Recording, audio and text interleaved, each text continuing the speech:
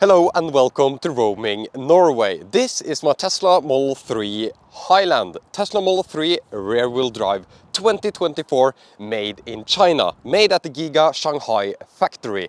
And I'm selling it. I'm selling my car. After testing multiple winter floor liners, these are the absolute easiest to keep clean. Go to joa.roamingnorway.com for a 5% discount on Joa products, including these great all-weather floor liners. And today I'm going to go through my 8 favorite things with the Tesla Model 3 rear-wheel drive, because honestly, this has been an amazing car to own. So the first thing I want to talk about is efficiency. The efficiency of this car is absolutely incredible. The lifetime efficiency is not that good because I've had a roof rack and been towing with this car, doing all kinds of stuff that's available on the channel if you are interested. But in general, this car is so efficient, and on Norwegian roads, on slow curvy Norwegian roads, this one beats its VLTP range. Not the EPA range, the VLTP range. It beats it, and you can go all the way from Bergen to Oslo on one charge. That's 7 hours of driving. I've done some on this channel. I showed you. I didn't drive slowly. I drove like everyone else. 7 hours without charging with the cheapest Tesla in the world. Isn't that insane to think about? So that's one of the things I like about this car, is the efficiency. Now let's move on to the 7 other things. Next up on my list of favorite things with this car is the route planner. And why do I like the route planner? Because it's accurate, it's fast, and it's easy to do while driving. So if we want to go to Lisbon, Portugal, it'll take a little while, and then we have the entire route and it's accurate. I've already tested this. Preconditioning starts immediately, and it's just absolutely insane to see how fast the route planner is, and it's super accurate, and you can do it while driving. It's super easy. No need to search for chargers. You're just, oh, I want to go to North Cape. North Cape. There we go. You click one button and everything goes, and you can just start driving. And once you start driving, just a little while, you don't even need to click on the view. You just get your last GPS view, which for my case is this type of view. That's what I like. Sorry. And it's just an amazing route planner. Just gives you all the information that you want and ask for.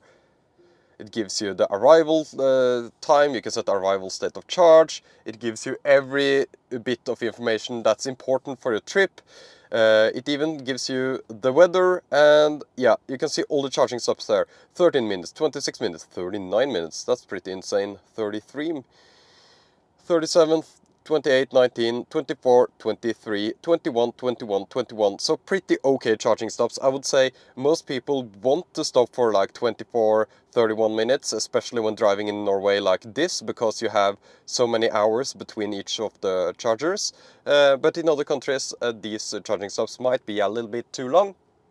But in general, I absolutely love the route planner of the Tesla Model 3. The next thing I like is the charging. So this is an electronically operated charge port. You just plug in the Tesla Supercharger and you get billed. There is no app to activate the charger. There is nothing. You just plug in, everything works. And that's one of my favorite features, is the implementation of Tesla's proprietary plug-in charge type of protocol here.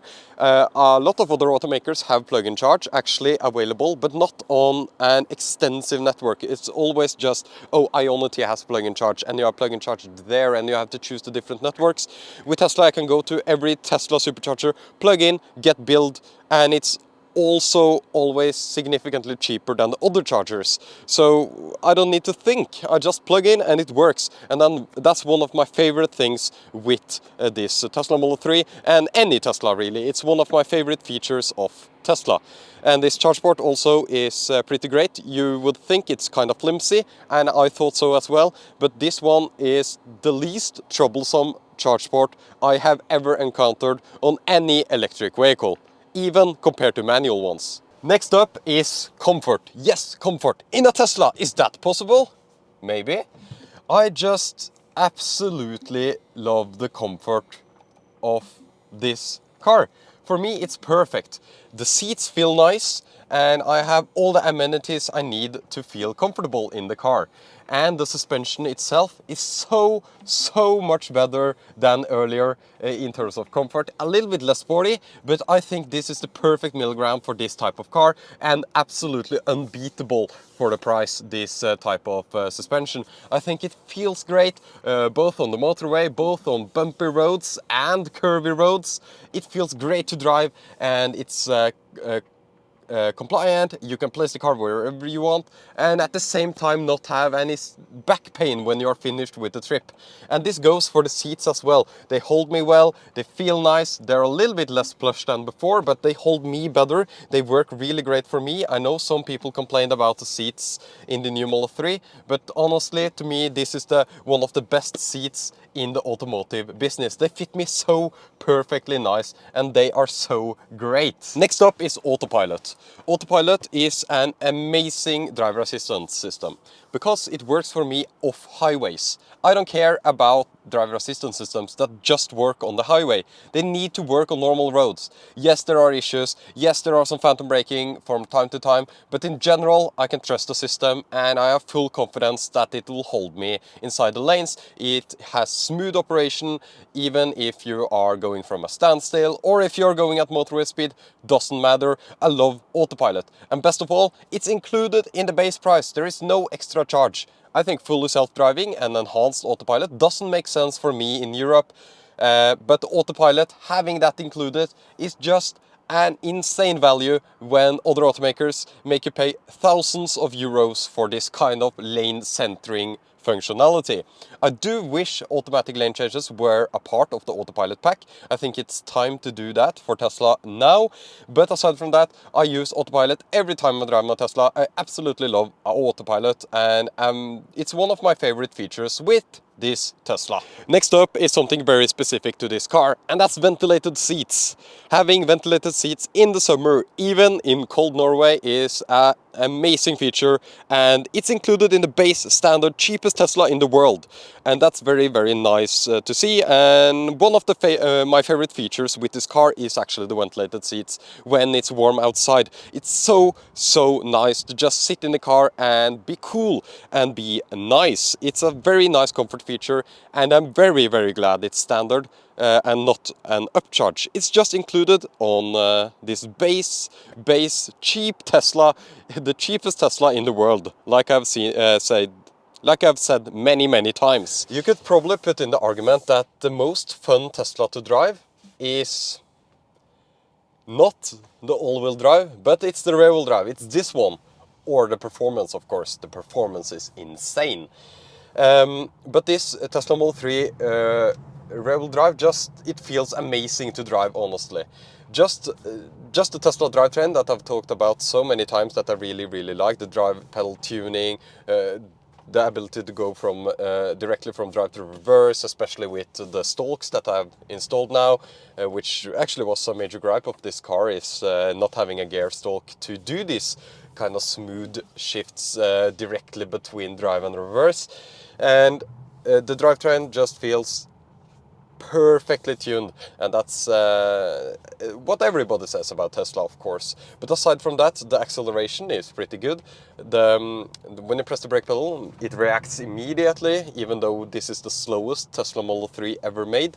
It reacts immediately once you press the accelerator, and you can just place the car in roundabouts, and on the motorway you can overtake people. There is absolutely no problems with power, so it's fun from that regard. And as I mentioned, the drivetrain tuning, but also in the curves, it feels really great. Even with this new suspension that's tuned a little bit more comfortably than before, it feels absolutely amazing to just take the curves at pretty high speeds. So that's one of my favorite things with this car, is the driving experience of the car. I think it's absolutely amazing, and it's not boring at all. Tesla has really perfected their drivetrain, and I think nobody else does it like Tesla does it. Of course, there are other automakers that make cars that are sporty in different ways, but I think Tesla has an amazing drive pedal tuning, slow speed tuning, which I think is very, very important for smoothness, and overall just a compliant car that does what you want it to do every time you drive the car. There's no surprises, no surprise roll, no surprise slide either. It's very, very tail happy, I would say, but it's not like it's dangerous in any way. So it's a fun car, safe car. What else? Great drive pedal tuning, and that's one of my favorite features, the driving experience overall of this car. The last one here is absolutely insane that we don't see on many other cars, and that's dog mode. How can you be a dog owner and not own a Tesla due to this? It's just so insane to see that not every car has dog mode.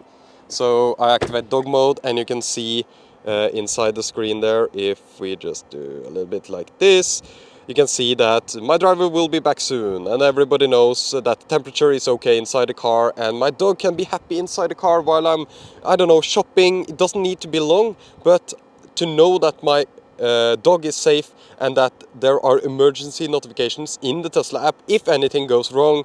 If I'm on a ferry and the dog needs to be in the car for hours, that's not that rare in Norway actually, and I have had my dog in this car in multiple hours with dog mode because he needs to be, he can't be on the ferry itself, he needs to stay in the car. And yeah, this is a lifesaver, and I don't know how dog owners can own anything else than a Tesla or another car with dog mode, but there are so few cars. I don't know why don't everyone should just copy this feature from Tesla. I don't want to have Tesla as my only option as a dog owner. Absolutely insane to me.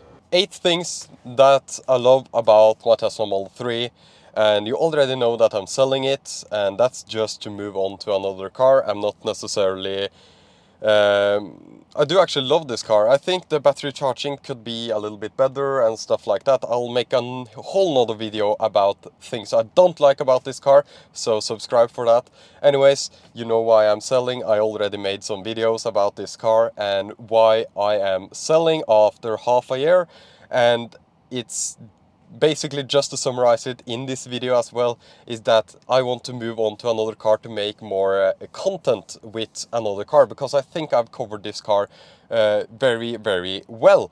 I've already said that it works very nicely in Norway in winter conditions with rear-wheel drive, no problems there, and I've talked about what are the actual problems. Everything is on this channel, so if you're interested, take a look. Thank you so much for watching Roaming Norway. If you are interested in buying a new Tesla, you can use tesla.roamingnorway.com. I don't know which cars apply for the discount right now, but you can use their link regardless.